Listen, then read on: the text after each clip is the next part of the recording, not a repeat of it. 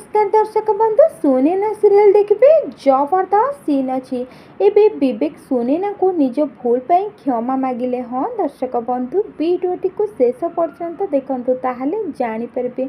हाँ दर्शक बंधु आपणकर प्रिय सीरियल सुनैना रे देखिबा को पाइबे जे विवेक सुनैना को आगरी कान धरी कहे जे I am really very sorry Sunaina मु तुमको आज मो हृदय क्षमा मागुची। तापरे सुनैना विवेकर कानरू हाथ काढ़ीदेवे कहे विवेक बाबू एमिति कहीं मते छोट कर दियोनी।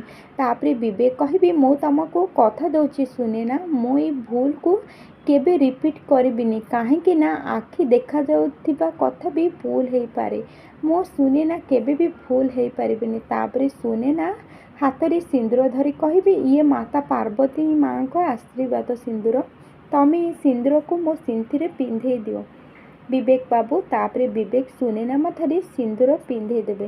हेले दर्शक बंधु आज प्रोमो देखिए आपण मानक केमिति लागिला कमेंट माध्यम निश्चिंत जणई दिंतु। आग को जानापी देखु आज संध्या 7:30 सुनैना एवं केवल सीधा टीवी रे।